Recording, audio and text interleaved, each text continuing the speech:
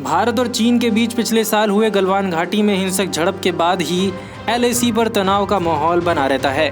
जिसके बाद दोनों देशों के बीच बातचीत के चलते सीमाओं पर तनाव कम देखने को मिला।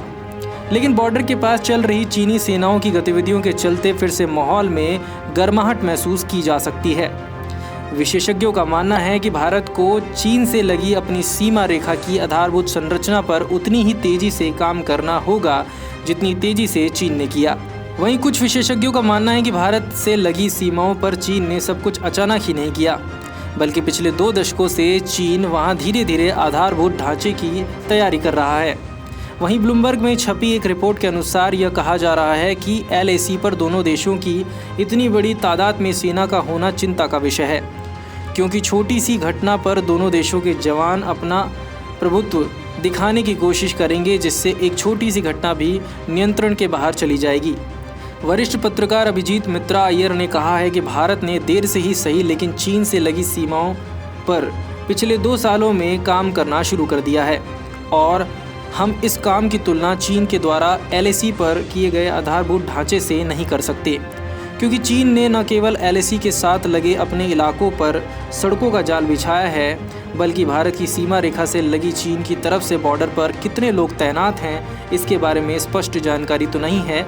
लेकिन चीन ने अपने सैनिकों की मौजूदगी कई गुना कर दी है। इसके अलावा सुरक्षा एजेंसियों का मानना है कि चीन ने LAC के इलाके में सुरंगें भी बना ली हैं, जिसका उपयोग चीनी टैंकों और मिसाइलों को लाने और ले जाने में होता है। गलवान घाटी में हुई हिंसा के बाद दोनों देशों के बीच वार्ता के माध्यम से सीमा का विवाद खत्म करने की कोशिश की जा रही है। दोनों देशों के बीच अगर वार्ता से ही अगर तनाव कम हो जाए तो इसका फ़ायदा दोनों देशों को ही मिलेगा, लेकिन वार्ता असल में चीन की तरफ से दिया जाने वाला सबसे बड़ा झांसा है, क्योंकि 1962 में भी हिंदी चीनी भाई भाई का नारा लगाते हुए युद्ध छेड़ा गया था और गलवान घाटी में हुए हमले के समय भी ये देखने को मिला। भारत हमेशा पाकिस्तान से लगी सीमाओं को लेकर संदेहशील रहता है, लेकिन गलवान घाटी पर हुए हमले के चलते भारत को अब चीन से भी सतर्क रहना होगा।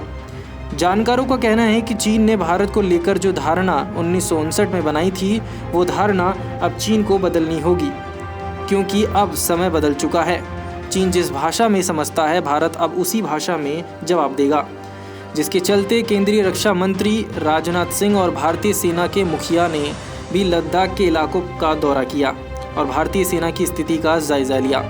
इन सब को देखते हुए हर्षपन ने कहा कि भारत को अब LAC को LOC यानी कि पाकिस्तान से लगी सीमाओं की तरह देखना शुरू कर देना होगा। जयपुर से शिल्पी मित्तल की रिपोर्ट।